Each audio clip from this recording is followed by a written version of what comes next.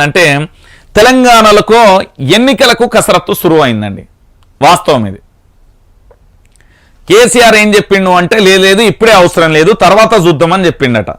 కానీ మళ్ళీ ఇప్పుడు ఏం చెప్పిండంటే మీరు ఎన్నికలకు సిద్ధంగా ఉండండి, పదునైన ఆయుధాలు ఏ విధంగా ఉంటాయో యుద్ధంలోకి వెళ్ళేందుకు మీరు కూడా ప్రజల్లోకి వెళ్ళి మీరు ఇచ్చిన సంక్షేమాలకు సంబంధించి పూర్తిగా ప్రజల్లోకి తెలియజేయండి అంటే సార్ అసలు మనం ఏమి ఇచ్చినావు సార్ అంటున్నారట కొంతమంది ఎమ్మెల్యేలు. నిజమేనండి. ఎందుకు నేను ఈ మాట చెప్తున్నానంటే వాస్తవ విషయం మీకు చెప్తా వినండి, చాలా క్లారిటీగా ఉంటుంది.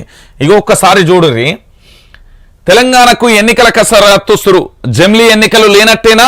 అక్టోబర్ 3న రాష్ట్రానికి సిఈసి బృందం 3 రోజుల పాటు పర్యటన, ఎన్నికల నిర్వహణపై సంప్రదింపులు, అధికారులు రాజకీయ పార్టీలతో కీలక సమావేశాలు అంటూ చూడొచ్చు. ఇక మనం తెలంగాణలో అసెంబ్లీ ఎన్నికల నిర్వహణకు కేంద్రం కసరత్తు ప్రారంభించిందా? దేశవ్యాప్తంగా అన్ని రాష్ట్రాల అసెంబ్లీలు పార్లమెంటుకు ఒకేసారి ఎన్నికలు జరగనుందా? జమిలీ ఎన్నికల ఉత్త ప్రచారమేనా అంటే అవుననే సమాధానం వినిపిస్తుంది. షెడ్యూల్ ప్రకారం ఈ ఏడాది చివరిలో తెలంగాణ అసెంబ్లీ ఎన్నికలు జరగనున్న విషయం తెలిసిందే.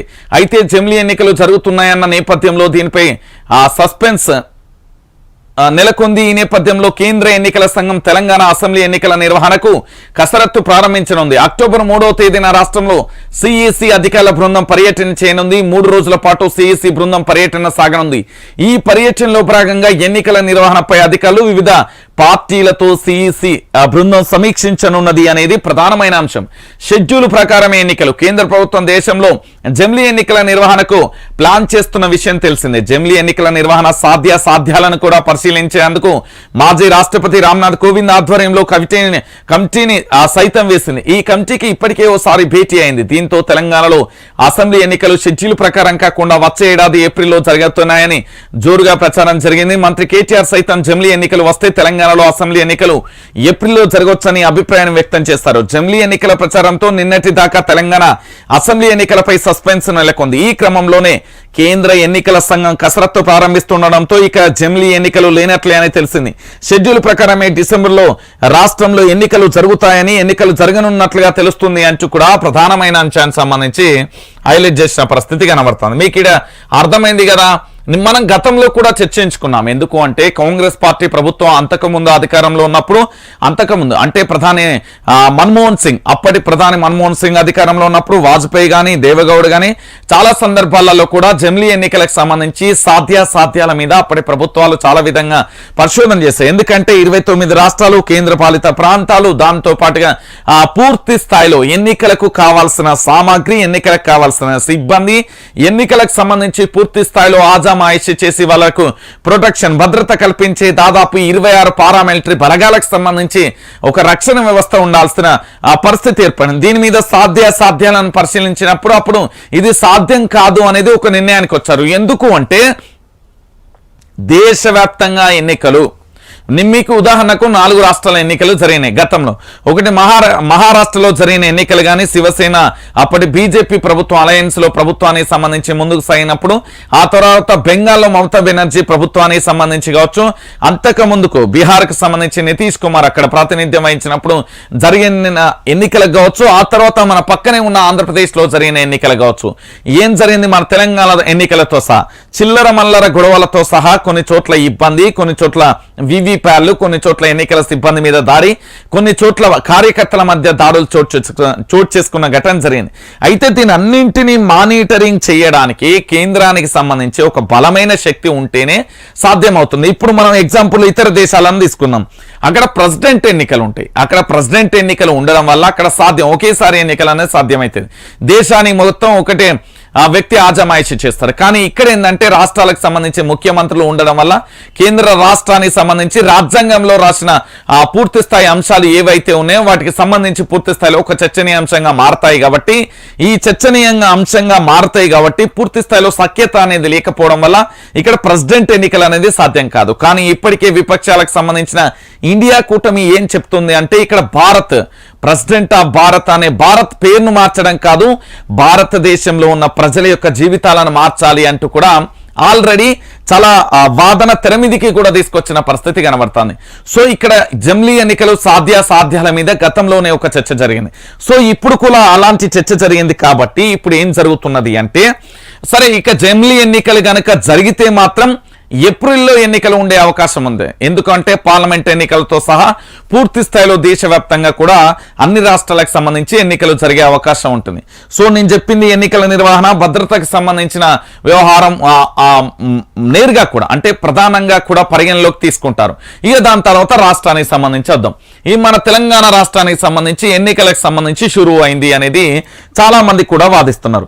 ఇక్కడ ఏంటి అంటే తెలంగాణ రాష్ట్ర వ్యాప్తంగా ఇప్పటికిప్పుడు ఎన్నికలు జరిగిన కల్వకుంట్ల చంద్రశేఖరరావుకి కాస్తో కూస్తో ప్లస్ అవుతుంది. రోజు రోజుకు డిలే అయితే మాత్రం కల్వకుంట్ల చంద్రశేఖరరావుకి రోజు ఒక వికెట్ ఎగిరిపోతుంది. అంటే వారానికి ఒక వికెట్. మొన్న జరిగిన అదేంది ఒక సర్వే జరిగింది అన్నట్టు. ఆ సర్వేలో ఏమని చెప్పిర్రు అంటే బీఆర్ఎస్ పార్టీకి సంబంధించి ప్రతి 15 రోజులకు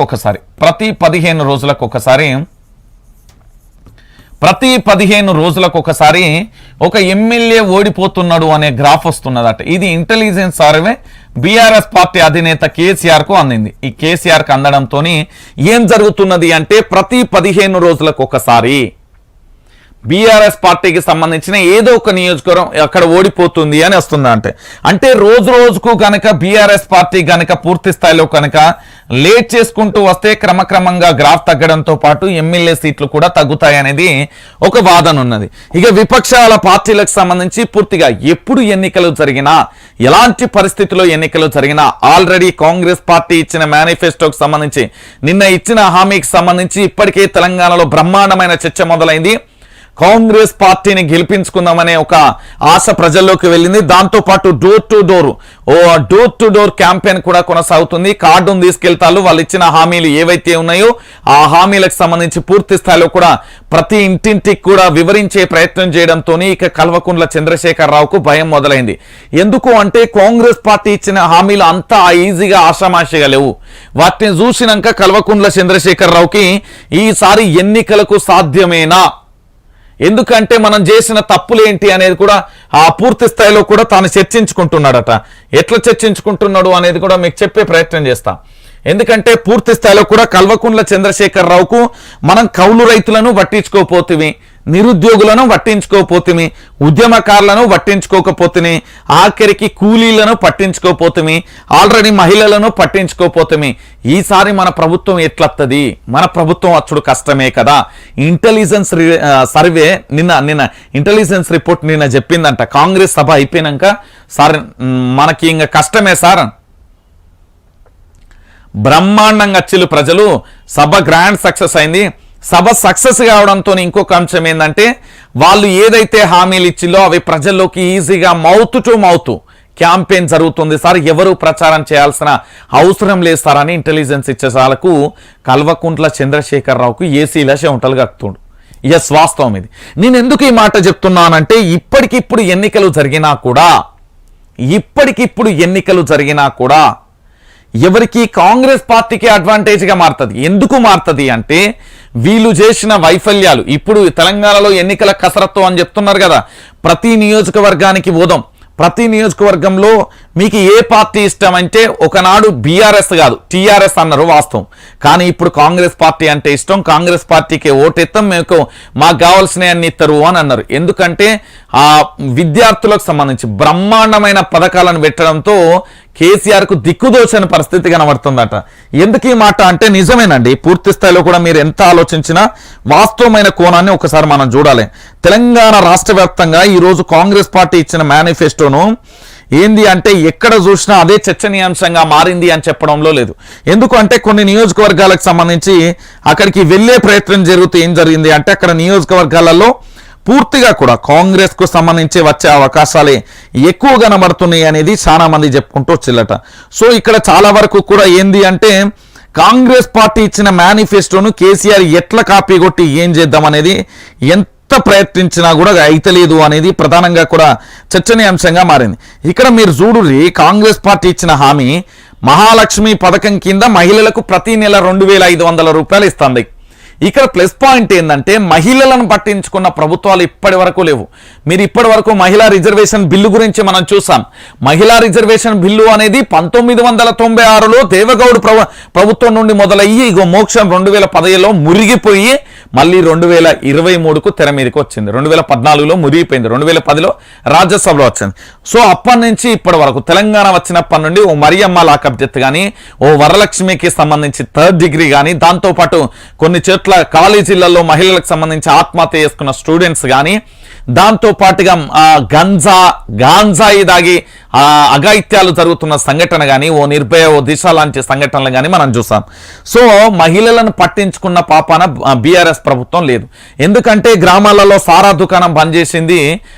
సిటీ లాంటి ప్రాంతం నుంచి ఏం చేసిందంటే పరిశ్రమల నుండి ఒక స్పిరిట్ లాంటి ఏంటంటే తీసుకొచ్చి వైన్స్లను వాడవాడలో తీసుకొచ్చింది. అసలుకి టెంపుల్కి అపోజిట్గా బార్ వైన్స్ ఉండదు, స్కూళ్ళు, కాలేజీలు, యూనివర్సిటీల పక్కన వైన్స్ ఉండదు. కానీ ఈరోజు దుర్మార్గమైన చర్యకు పాల్పడి చాలా రకాలుగా కూడా ప్రజలను మోసం చేస్తున్న పరిస్థితి కనబడుతుంది. ప్రస్తుతం మహిళలకు సంబంధించి కాంగ్రెస్ పార్టీ బ్రహ్మాండంగా మహాలక్ష్మి పథకంతో 2500 రూపాయలు ప్రతి నెల ప్రతి అక్క, ప్రతి చెల్లె, ప్రతి అవ్వ చేతులు వేసే ప్రయత్నం చేస్తున్నది. ఇది పింఛన్ మాదిరిగా అనుకోకూడదు, అది అదే ఇది ఇదే. దాంతో పాటు గ్యాస్ సిలిండర్ 500కే. ప్రధానంగా కూడా గతంలో కట్టెల పొయ్యి, ఆ తర్వాత బొగ్గుల పొయ్యి, ఆ తర్వాత కరెంటు పొయ్యి, ఇప్పుడు గ్యాస్ పొయ్యిలు విపరీతమైన డిమాండ్ పెరగడంతో, ఎందుకంటే రాను రాను కట్టెలు పెట్టే పరిస్థితులు లేదు కాబట్టి గ్యాస్కు విపరీతమైన డిమాండ్ రావడంతో వాటిని 500 రూపాయలకే ఇస్తామంటూ కూడా ఇక్కడ చెప్పడంతో ఇక మామూలుగా ప్రభుత్వానికి టెన్షన్ పడతలేదట. ఇక దాంతో పాటుగా ఇంకొక అంశం ఏంటంటే, ఇప్పుడు కల్వకుంట్ల చంద్రశేఖరరావుకి ఏడ సాధ్యమవుతుంది? ఇప్పుడు ఎన్నికలు, తెలంగాణలో ఎన్నికల కసరత్తు మొదలైతే ఏడ సాధ్యమవుతుంది?